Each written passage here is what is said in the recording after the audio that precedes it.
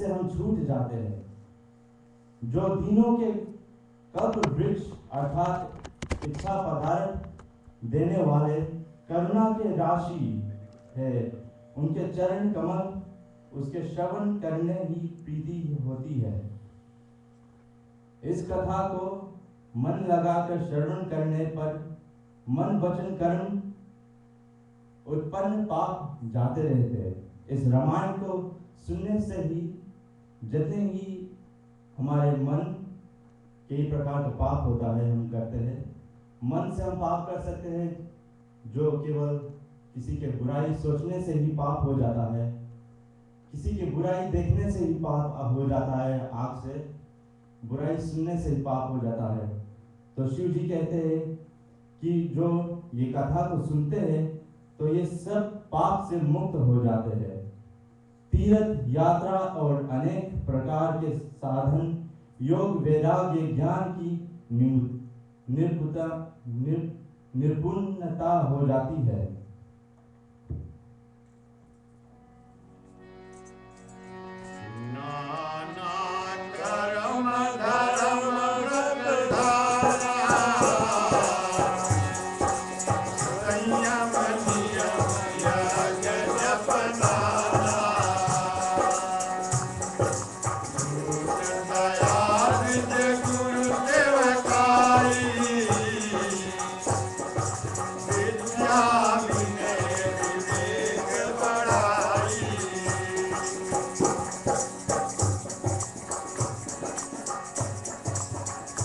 अनेक प्रकार के कर्म, धर्म, व्रत, दान, संयम, यज्ञ, जप आदि अनेक प्रकार के विद्याएं कर्म। प्राणियों के ऊपर दया करना, ब्राह्मण गुरु सेवा, विद्या विनय, ज्ञान बढ़ाई, ये सब प्राप्त होता है तब जब हम श्री रामचंद्र भगवान का कथा को सुनते हैं।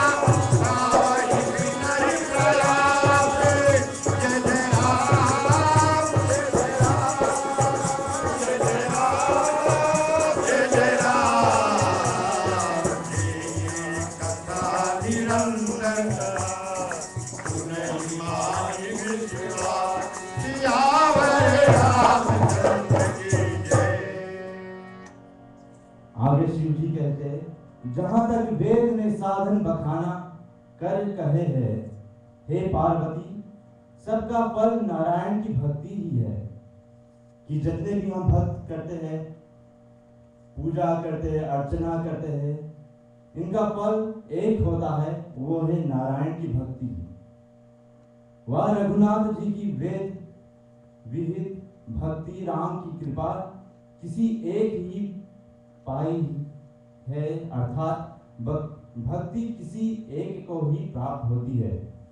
इसका मतलब ये निकलता है कि श्री रामचंद्र भगवान का भक्त अनेक होते हैं, लाखों में भी होते हैं, लेकिन उन लाखों में से एक भक्त निकलता है जिसके ऊपर भगवान का भक्ति प्राप्त हो जाता है। मुनियों के भी कठिनता से प्राप्त होने योग नारायण की भक्ति वे मनुष्य बिना परिश्रम ही पाएंगे, जो इस कथा के सदा विश्वास मानकर सुनेंगे। अर्थात जो मुनियों को दुर्लभ है, जो हजारों वर्ष मुनियों तपस्या करते हैं, केवल सुनने से ही हम तुच्छ मानव इस कथा को सुनने से उस भगवान की भक्ति को पा सकते हैं। आगे हम सुनते हैं। इसलिए हमेशा भगवान को विश्वास कीजिए। कहते हैं ना तीर्थ में, ना मूरत में, ना काशी कैलाश में, ना तीर्थ में, ना मूरत में, ना काशी कैलाश में, ना तीर्थ में, ना मूरत में, ना काशी कैलाश में, ना तीर्थ में, ना मूरत में, ना काशी कैलाश में, ओ ना काशी कैलाश में मैं कहूँ विश्वास में, तुमको कहाँ ढूंढो भगत मैं तेरे पास में, तुमको कहाँ ढूंढो भगत मैं तेरे पास में, ओ मैं तेरे पास में थी, मैं तो तेरे पास में, मैं तो तेरे पास में, मैं तो तेरे पास में, ओ मैं तो तेरे पास में, कहाँ ढूंढो भगत मैं तेरे पास में। ये भगवान सबके पास में है, बहुत करीब में। ओ कोई पर्वत कोई गाता, कोई माही पंडित गाता, राम सिया राम सिया राम जय जय राम, राम सिया राम सिया राम जय जय राम। धर्म परायण कोई कुल भ्राता, राम चरण जाकर मन राता, राम सिया राम जय जय राम, राम सिया राम जय जय राम।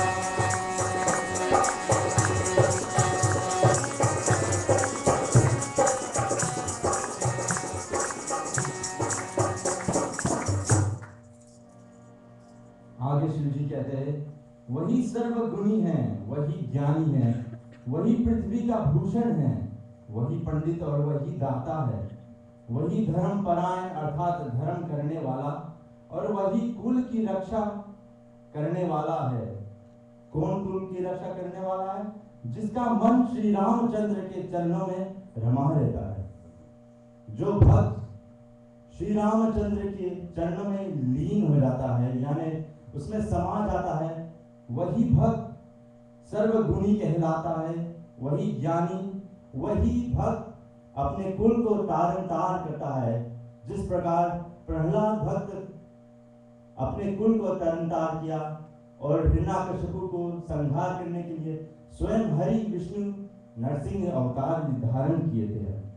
इसी प्रकार आगे कहते हैं, वही पुरुष नीति में चतुर, वही परम प्रवीण और वही वेद का सिद्धांत अच्छी प्रकार जानता है।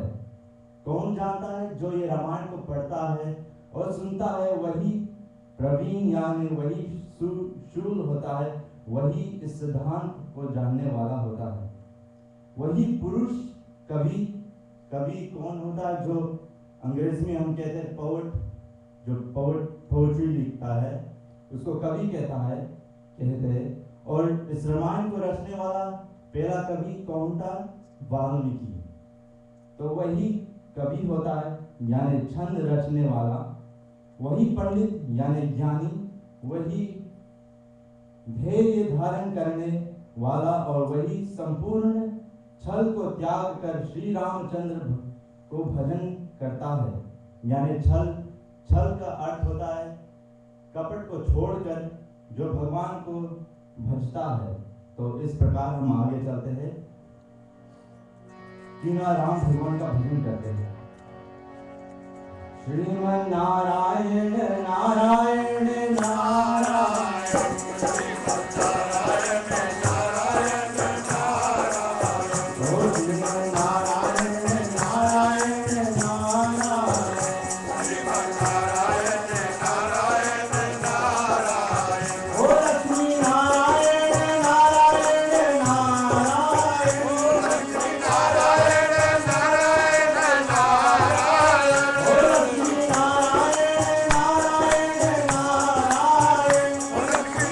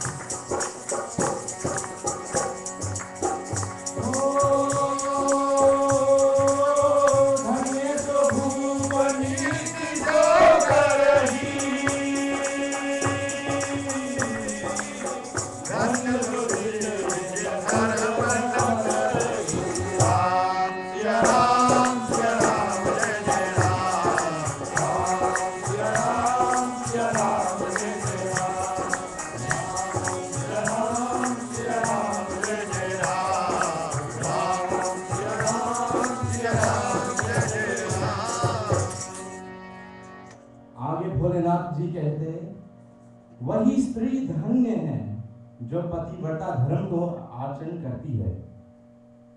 सबका धर्म होता है, पिता का धर्म होता है कि अपने पुत्र को रक्षा करे, एक पुत्र का धर्म होता है कि अपने माता और पिता का रक्षा करे, अपने कुल का रक्षा करे। लेकिन नारी का एक धर्म होता है, वो है पतिव्रत धर्म। पतिव्रत धर्म का अर्थात ये मतलब होता है कि अपने पति का सेवा करना, चाहे आप पूजा ना करें, यज्ञ ना करें, कुछ तीर्थ भी ना करें, लेकिन अपने पति का सेवा करते ही आप वही प्राप्त कर ले सकते हैं जो एक पुरुष यज्ञ करने से प्राप्त होता है। इसी तरह एक नारी थी जो पतिव्रता धर्म को पालन करने वाली, सती अनसुईया, आप जानते हो, जिसको त्रिमूर्ति यानी ब्रह्मा विष्णु महेश स्वयं छल करने के लिए पधारण किए थे अनसुईया माँ के घर पर। भोजन के निमित्त वहाँ पहुँचे छल करने के लिए, और माता जान गई कि ये ब्रह्मा और विष्णु महेश आए हैं, तो क्या करती है माता, अपने जल से तीनों के ऊपर छिड़क कर वो ब्रह्मा विष्णु महेश को एक शिशु में बना देती है, यानी बच्चे को बना देती है। इतना शक्ति रहता है पतिव्रता धर्म में कि वो भगवान को अपने बालक स्वरूप में बना सकती है। और फिर आगे चलकर वो ब्रह्मा और विष्णु और शिव सती अनसुईया से कहते हैं, हे माँ, हम आपको छल करने के लिए आए थे, लेकिन स्वयं छल गए, तो आप हमसे वरदान मांगिएगा। तो माता कहती है, हे भगवान, हम आपसे क्या मांगे, आप तो त्रिलोकी के दाता हो, सब कुछ देने वाले आप ही हो, आप जानते हो कि मेरे हृदय में क्या है। मैं ये सिर्फ यही चाहती हूँ कि आप तीनों मेरे बेटे बन जाओ। तो उसी समय ब्रह्मा जी सोम नामक पुत्र होते हैं, विष्णु जी दत्तात्रेय होते हैं, और शिव जी दुर्वासा का रूप धारण करके अत्रि मुनि और सती अनसुईया के पुत्र बनते हैं। इसी तरह वो देश धन्य है जहाँ गंगा जी रहती है। जहाँ पे गंगा जी यानी भारतवर्ष में जहाँ गंगा रहती है वो देश धन्य है। इसका अर्थात ये मतलब नहीं कि ये देश धन्य नहीं है जहाँ हम रहते हैं। इसका मतलब ये है जहाँ जो नदी भी है वो गंगा का बहन है, और जहाँ पे गंगा और कई नदी बहती है वो गंगा समान हो जाती है। तो ये देश जहाँ हम इस वक्त ये यहाँ पे है, जहाँ पे सेगमेंटल विवाह है, अमेरिकन विवाह है, ये देश भी धन्य है। ये रामायण जो हम आपके समक्ष पढ़ रहे हैं, ये भी एक गंगा स्वरूपी है जो हम आपके सामने बोल रहे हैं। इसमें गोता लगाने से हम ज्ञान प्राप्त कर सकते हैं, जल में गोता लगाने से हम शरीर को पवित्र कर सकते हैं, लेकिन इस रामायण को सुनने से हम मन को शुद्धि प्राप्त कर सकते हैं और आत्मा को शुद्ध कर सकते हैं। वे राजा धन्य हैं जो राजनीति वर्तते हैं, यानी वो राजा धन्य है जो अपने नीति का अर्थ होता है कॉन्स्टिट्यूशन यानी रूल्स एंड रेगुलेशंस के हिसाब से अपने राज्य को चलाता है, तो वो राजा भी धन्य है। वे ब्राह्मण धन्य है अर्थात बढ़ाई के योग्य है, जो अपना धर्म कर्म नहीं छोड़ते।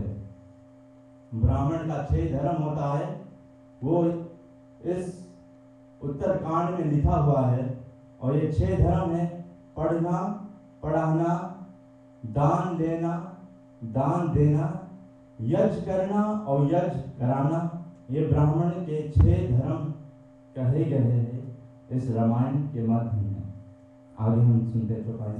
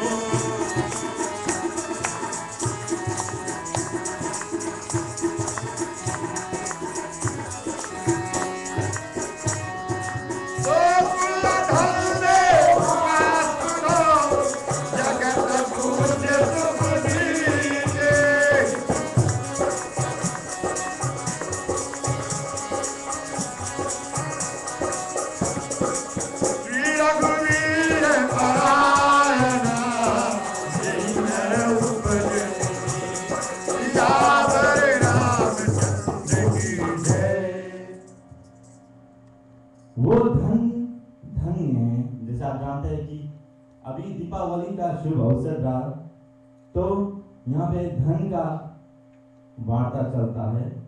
वो धन्य है जिसका प्रथम गति होता है। और कहते हैं कि धन 3 प्रकार से हम यूज करते हैं। धन की 3 गति है, अर्थात 3 तरह से हम धन को यूज करते सकते हैं। या तो हम दान कर सकते हैं, दान करना शुभ होता है। और जैसे किसी जगह मंदिर में या किसी अच्छे जगह या तो कोई गरीब हो, उसको देने से धन का बरकत होता है। ये प्रथम गति जो है ये सर्वश्रेष्ठ माना गया है। दूसरा गति धन का भोग, यानी अपने सुख भोगने के लिए हम लगाए उस धन को। यानी जैसे किसी जगह तीर्थ करने के लिए, किसी जगह घूमने के लिए, अपने परिवार को चलाने के लिए धन को इस्तेमाल करना, ये दूसरा गति होता है। और जो पुरुष धन या भोग नहीं करता है अपने धन को, तो वो तीसरा गति को प्राप्त होता है, जो नाश हो जाता है। जो धन को दान नहीं देता है, भोग ना करता है, वो आखिर में नाश हो जाता है। जैसे आप जानते हैं कि कई लोग होते हैं जो धन को इकट्ठा करते करते करते करते किसी को दान ना देते हैं, किसी अपनी घर बार को संभालते नहीं है। अंत में क्या होता है, उसका मृत्यु हो जाता है और वो धन क्या होता है, नाश हो जाता है। ये 3 गतियां धन का होता है। इनमें पहली गति जो धन का है, सर्वश्रेष्ठ, जो दान दिया जाता है। जिस मति में पुण्य की प्रीति दृढ़ हो गई है, वह बुद्धि धन्य है। वह घड़ी धन्य है कि जब सत्संगति होती है। जो घड़ी हम अभी इस वक्त बिता रहे हैं 7:30 बजे से 8:30 बजे तक, ये घड़ी धन्य है क्योंकि इसमें हम सत्संगत कर रहे हैं, यानी सत्य का बात कर रहे हैं। रामायण महारानी की बात या तो चर्चा कर रहे हैं। वो जन्म धन्य है जिसकी ब्राह्मण के चरणों के दृढ़ प्रीति है। वो जन्म धन्य हो जाता है जो ब्राह्मण की प्रीति करता है। ऐसे नहीं कि ब्राह्मण आपके घर पे आए, आपका पूजन कराए और आप जैसे जाते हुए वो ब्राह्मण का बुराई करने लगे।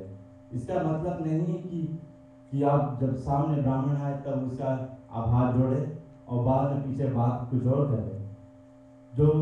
तो वो जन्म धन्य हो जाता है जो ब्राह्मण की चरणों में प्रीति करता है। हे पार्वती सुनो, वह कुल धन्य, जगत पूज्य और परम पवित्र है। जिस कुल में नम्रता और शील से युक्ति श्री रामचंद्र जी महाराज का उपासक मनुष्य जन्म लेता है,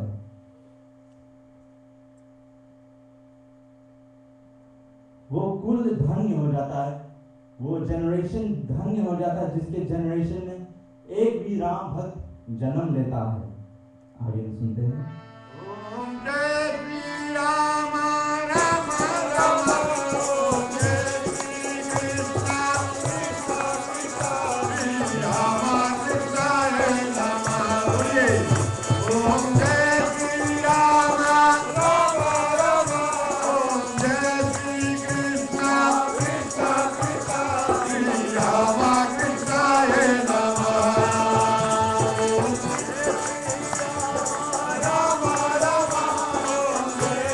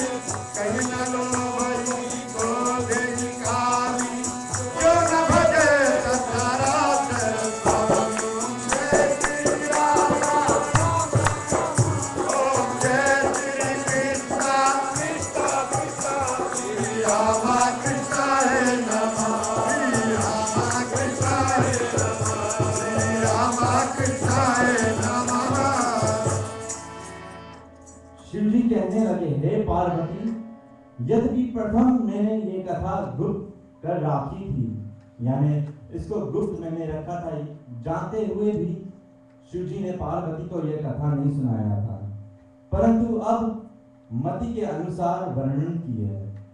जो त्रिलोकी के दाता, सब कुछ जानने वाले शिव भोलेनाथ, तीनों काल को जानने वाले, भूत यानी जो पास्ट टेंस जो हो गया है, भविष्य जो आगे फ्यूचर में होने वाला है, और वर्तमान जो इस वक्त अभी हो रहा है, इसको जानने वाले शिव जी कहते हैं कि मैं मति अनुसार तुम्हें बताता हूं।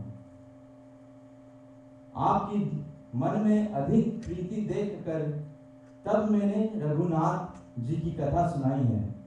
यहाँ पे हमें शिक्षा मिलती है कि रघुनाथ जी की कथा उस वक्त पार्वती को नहीं सुनाई थी कि जब पार्वती के मन में संदेह था, और उस वक्त प्रभु ने पार्वती को यह कथा सुनाया जब पार्वती स्वयं अपने इच्छा उत्पन्न की थी शिव जी से कि हे भोलेनाथ, मुझे बताइए कि सचमुच में राम भगवान है या नहीं। तो ये प्रीति देखकर शिव भगवान इस कथा को पार्वती से कहने लगे। ये कथा मूर्ख, आगे हम सुनेंगे कि ये कथा किसको किसको नहीं सुनाना चाहिए। ये कथा मूर्ख और हठी के आगे नहीं कहनी चाहिए।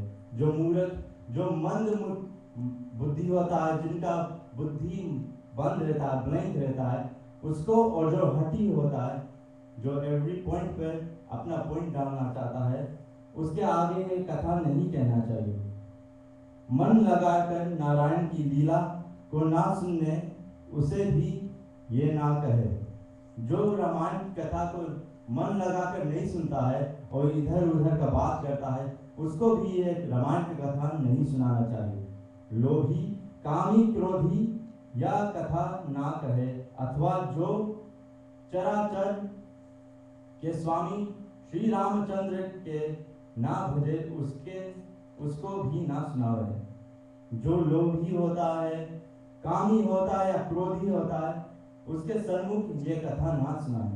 ये कथा रामायण का, जो रामायण महारानी है, ये एक अमृत कथा है। जैसे आप जानते हैं कि जब सागर मंथन हुआ था तो उसमें से कई रत्न निकले थे, 14 रत्न। आखिरी में अमृत निकला था जो धन्वंतरी ने लिखी थी, और जो दानव और देव थे वो अमृत को हासिल करना चाहते थे, लेकिन जो दानव थे वो कामी और क्रोधी और लालची थे, इसीलिए भगवान उसको ये अमृत प्रदान नहीं की थी। और जो भगवान के सन्मुख खड़े थे हाथ जोड़कर, वो देव थे और उन्हीं को भगवान अमृत प्रदान किए थे। इसी तरह ये रामायण महारानी अमृत है, और ये अमृत को किसी लोभी, कामी और क्रोधी के सामने ना कहना चाहिए। चाहे इंद्र के समान भी कोई राजा यदि या ब्राह्मण से द्रोह करता है तो वो कथा उसको भी ना सुनाना चाहिए। चाहे जितना भी बड़ा राजा हो, इंद्र के समान राजा क्यों ना हो, लेकिन अगर ब्राह्मण का द्रोही हो तो उसको भी ये कथा नहीं सुनाना चाहिए। श्री रामचंद्र जी की कथा सुन के तो वे ही अधिकारी है जिनको सत्संगति बहुत प्यारी है। जो श्री रामचंद्र भगवान का कथा का अधिकारी है, वो है जो सत्संगत में प्रीति लगाता है। यानी जैसे कि आप सब आज आए हैं, देखता है कि कई लोग यहाँ दूर दूर से आए हैं, और जो ये सामने बगल में रहते हैं वो नहीं आ पाते हैं, क्योंकि श्री रामचंद्र भगवान का उन पे असीम कृपा नहीं होता है, इसीलिए वो यहाँ पहुँच नहीं सकते हैं। उनका अधिकार नहीं होता है तो वहाँ पहुँच नहीं सकते हैं। जो गुरु के चरण प्रीति करने वाला, गुरु का अर्थ होता है जो आपको अज्ञान यानी अंधकार से निकाल कर और उज्ज्वला के ओर लेके आए, वो उसको गुरु कहते हैं। प्रीति करने वाला नीतिवान ब्राह्मण सेवक ही वही इस कथा के सुनने का अधिकारी होता है, और उसका तो यह कथा अत्यंत ही सुखदायक है, जिसको श्री रघुनाथ जी का अत्यंत प्यार है। अमरनाथ ने अमर कथा जब कही सुनी थी पार्वती,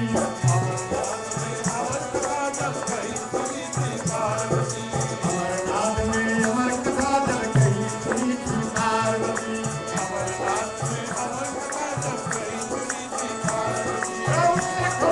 लगा के आसन पे जैसे कैलाशपति, अमरनाथ ने अमर कथा जब कही सुनी थी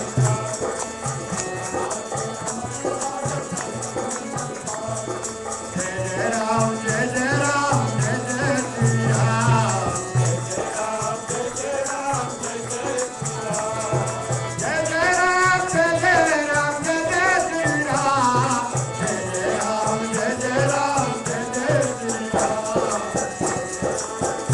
राम चरण रति जो रही, जय जय राम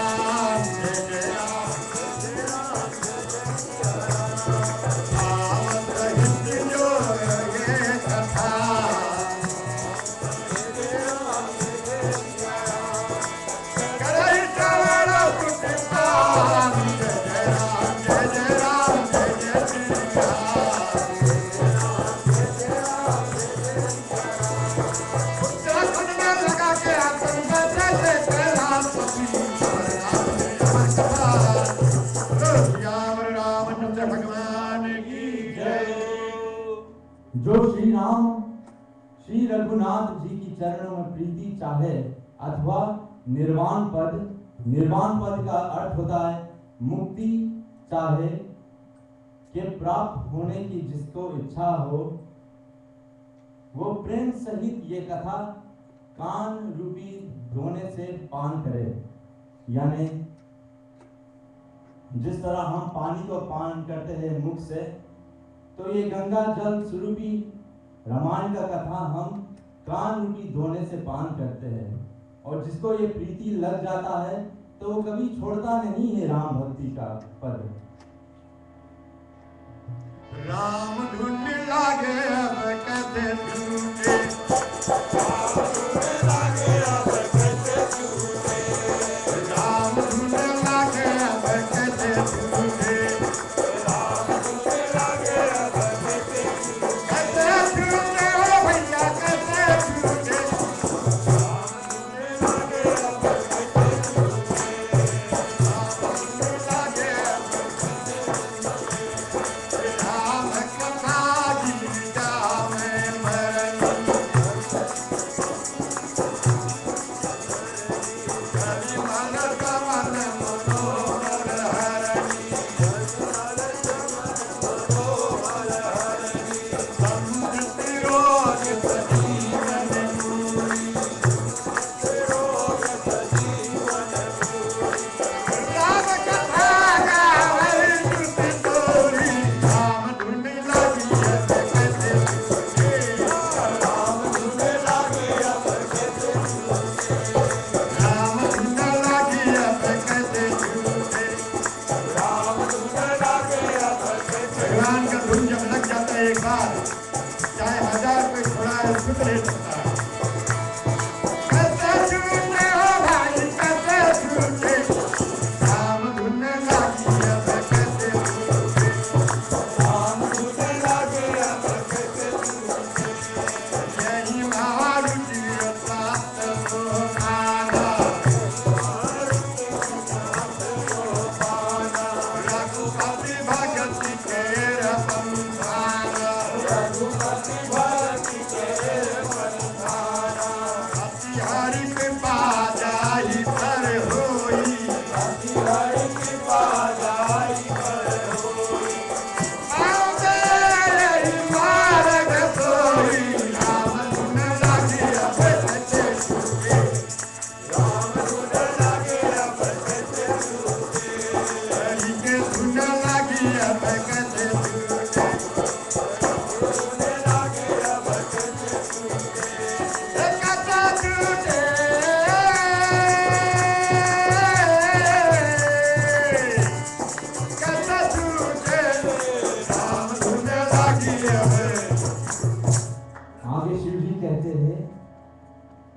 हे पार्वती, मैंने श्री रामचंद्र की कथा वर्णन की है, जो कलयुग के पाप संत शांत करने वाली और मन की मेल हरने वाली है। ये रामायण की कथा मन को शांत करने वाली है और जितने भी पाप है इसको दूर करने वाली है। जीवन मरण रूपी रोग के दूर करने को संजीवनी मूल के समान है। शिव जी कहते हैं कि जो जीव राम भक्ति नहीं करता है वो जीते जी एक मृत्यु के समान होता है। जिस समय हम राम कथा को पान करते हैं कान के द्वारा, तो इस समय ऐसा सोचना चाहिए कि हमें संजीवनी बूटी मिल गया है। बूटी का अर्थ होता है कि एक दवा हमको मिल गया है जो अंदर जाने से इस आत्मा को शुद्ध करता है और उज्जवल करता है आत्मा को कि राम भक्ति में लीन होने के लिए।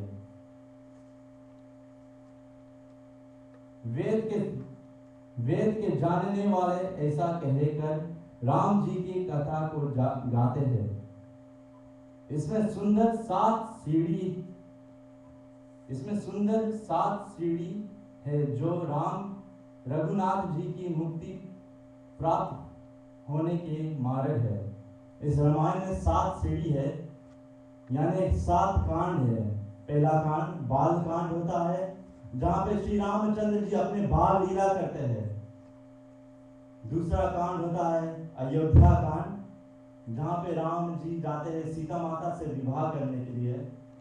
तीसरा कांड होता है अरण्य कांड, जब श्री राम जी का वनवास होता है और सीता माता का हरण होता है। चौथा कांड होता है किष्किंधा कांड, जहां पे सुग्रीव से मिलाप होता है। 6 कांड होता है सुंदर कांड। 5 कांड होता है सुंदर कांड, जहां पे पवन पुत्र हनुमान जी सागर को लांग कर लंका को जाते हैं और चेतावनी देता है रावण को और लंका को भस्म कर देता है। 6 कांड होता है लंका कांड, जहां पे युद्ध होता है श्री रामचंद्र भगवान और रावण से। 7वां कांड होता है उत्तर कांड, जहां पे श्री रामचंद्र भगवान लौटकर वापस आते हैं अयोध्या में। तुलसीदास की रामायण बड़ी प्यारी लागे, बड़ी प्यारी लागे, भक्ति ज्ञान से भरी गंगा पानी लागे। की रामायण बड़ी प्यारी लागे, बड़ी प्यारी लागे, भक्ति ज्ञान से भरी गंगा पानी लागे। जो आपको बताया यदि मुझसे कोई बोले कि पहला से शुरू करो, शायद मैं पूरा नहीं बता सकता। बहुत अच्छा। तुलसीदास की रामायण बड़ी प्यारी लागे,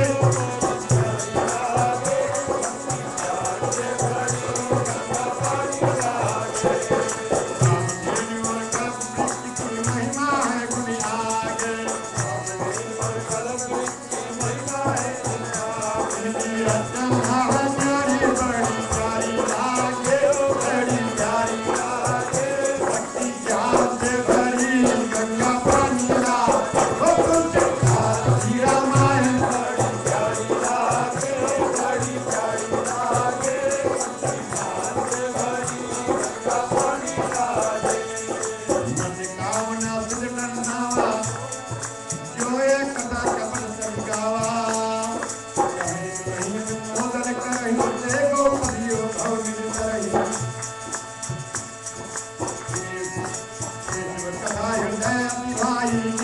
बोली क्या भाई नाथ कृपा मगत संदेह लागे, संदेह लागे, रामचरित बजे में लागे।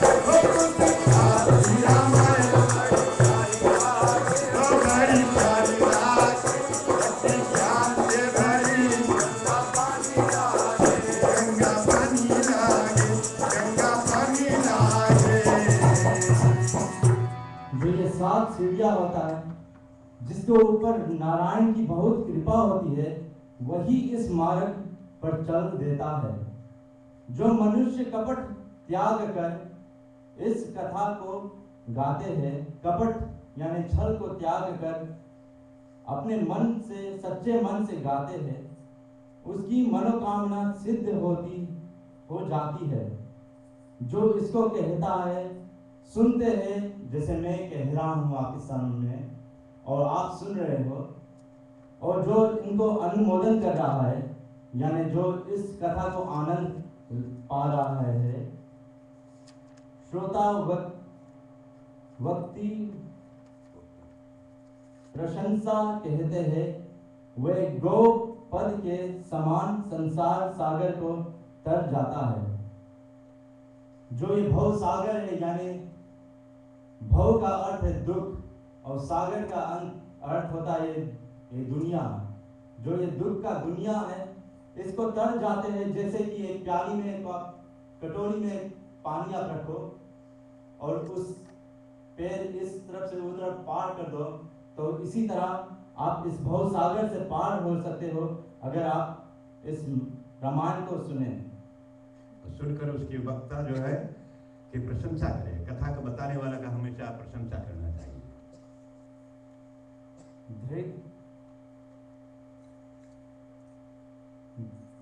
अति प्यारी श्रेष्ठ कथा श्रवण करके पार्वती शिव जी से शोभायमान वाणी बोली। पार्वती शिव जी से कहते हैं, हे नाथ, अब आपकी कृपा से मेरा सब संदेह जाता रहा और श्री रामचंद्र के चरणों में नया प्रेम उत्पन्न हुआ है।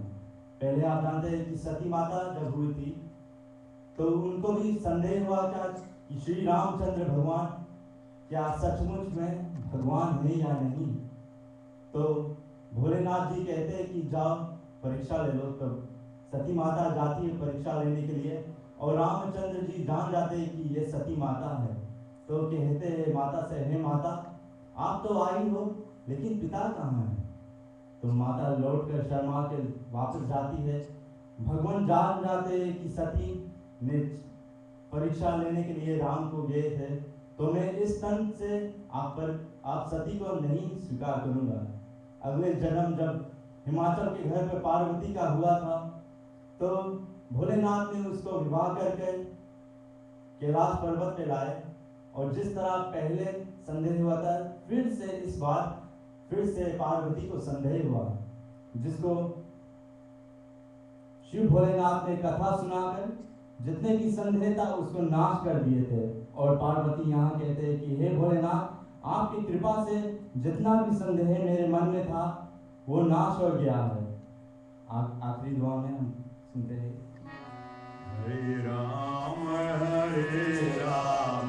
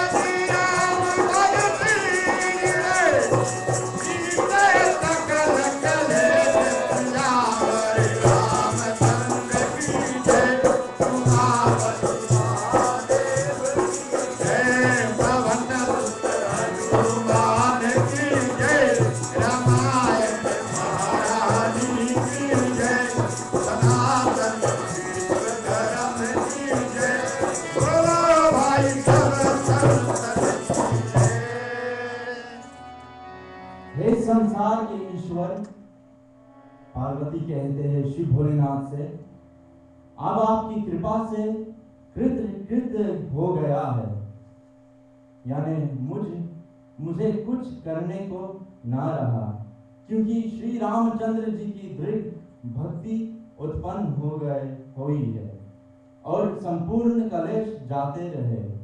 जैसे जैसे हम श्री रामचंद्र भगवान का कथा सुनते हैं और उस पे प्रीति हम लगाते हैं, उसी समय जितने भी कलेश हमारे दुख हमारे मन में या दिल में होता है वो जाते रहता है। इसी तरह पार्वती शिव भोलेनाथ से कहते हैं, ये तक शिव पार्वती जी का संवाद पूर्ण हो चुका। यहाँ पे शिव और पार्वती का जो संवाद यानी बातचीत हो रहा था, यहाँ पे इस दोहा से अंत होता है। हम चाहते हैं कि हम ये कहना चाहते हैं कि अगर मुझसे किसी तरह के गलतियाँ होगा इस रामायण कथा को आपके सामने बोलने के लिए, तो मुझे अपना जानकर, एक छोटा पुत्र जानकर मुझे माफ़ करना। आप हमारे सामने जितने भी हैं सब हमसे श्रेष्ठ है, हमसे बड़े हैं, तो यही हम आपसे आशीर्वाद चाहते हैं कि आप आशीर्वाद दें मुझे कि मैं इसी तरह आगे बढ़ता रहूं और अपने कुल, अपने धर्म और अपने देश का नाम ऊंचा करता रहूं।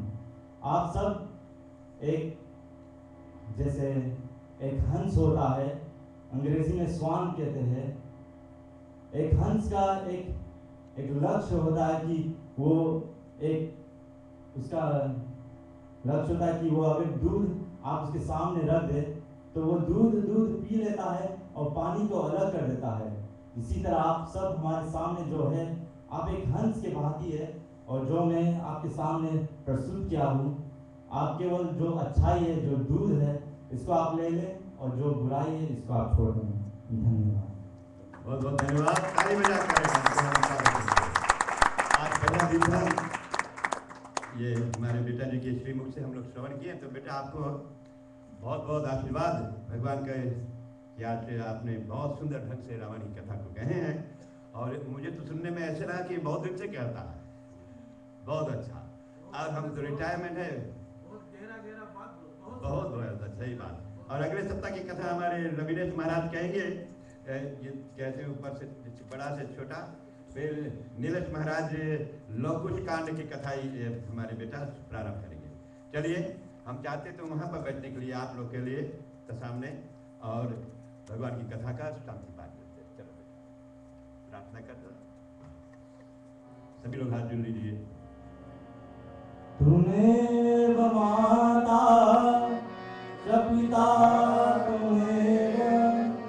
तुम्हें बंधु सखा, तुम्हें विद्या विनंतमेव, तुम्हें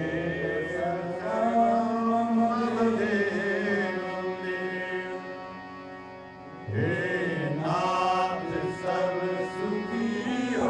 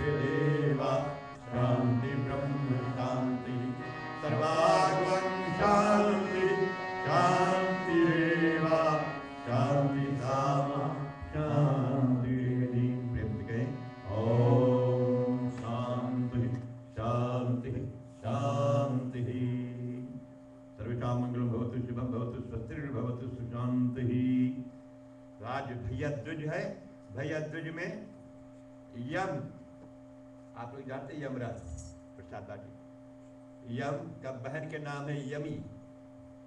अभी यमी बोलोगे तो यहाँ के लोग बोले बहुत सवाद है, बहुत यमी है। यमी आप लोग जानते कौन है? यमुना नदी का असली नाम है यमी, उसके नाम से यमुना नदी पड़ा। यमराज का बहन है यमुना, यमी उनका असली नाम। तो यमराज और उनके बहन में जब अनुचित हुआ था तो बहन और भाई का प्रेम को भरपूर करने के लिए आज ही का दिन सबसे पहले यमी यानी यमुना मैया ने अपने भैया यमराज को अपने घर पर बुलाकर और भोजन बनाकर खिलाएंगे। तब से भाई और बहन का बंधन अटूट हो जाता। तो हर दिवाली में हमारे बेटा लोग जो सबसे छोटे छोटे थे ये सब, और हमारी बेटियां लोग बहुत कम उम्र से अपने भाई लोग को हमेशा हर भैया दूज में भोजन बनाकर खिलाते और भैया लोग दान दक्षिणा देते। उस समय तो ये काम नहीं करते थे, मुझे देना पड़ता रहा, अब ये लोग देंगे और ढेर ढेर लेंगे। बड़ी लड़की हमारा नहीं आया आज, लेकिन उसके जगह पर हमारी बिटिया बहू जो है वो परसों करेंगी भोजन को पड़ोसी। तो बहुत बहुत धन्यवाद बहने, आपको भी बहुत धन्यवाद। और भैया आप सभी को ये देव दिवाली के बाद वाला दिवस से आप सभी के लिए मंगलमय हो। आता है अगले दिवाली भी अच्छे से मिलेंगे, पान होगा प्रेम भाव सहित। मैंने दो शब्द फिर आगे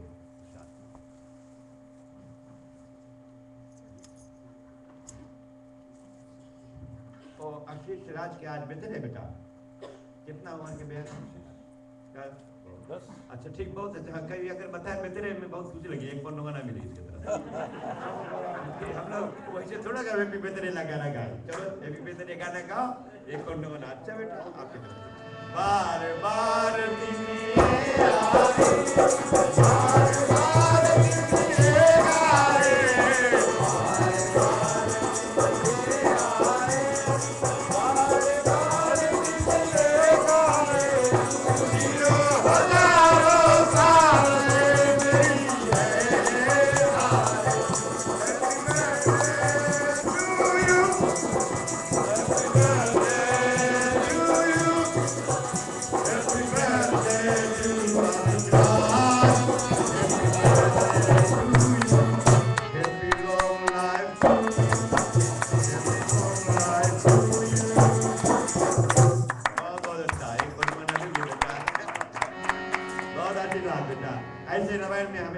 जन्मदिन के शुभ अवसर पर यही बताना चाहते हैं, हमेशा आइए रामायण में, कहिए रामायण और आगे बढ़िए।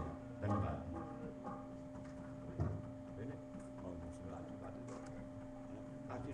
भैया भैया बहुत सुंदर आपके समझ विचार, आपके जो भाव कमेंट करने के बहुत सुंदर। भगवान श्री पाप पढ़ रहे हैं और पिताजी का आशीर्वाद तो रही है, और इसी भाव प्रकाशित भाव से प्रभु राम के चरणों में होकर कीर्ति के वर्णन करते रहे, ताकि हम सब उसी माध्यम जो गंगा है उसमें हम तैर सके। बहुत सुंदर। हम सब चलो, हम सब भाइयों बहनों, हम सब 40 दिन जनवरी के शुभ आचरण के लिए, शुभ भाव के लिए और शुभ भाव से अपनी कथा प्रचार की हमारे भाई श्री ने, और बहुत सुंदर लिखी है।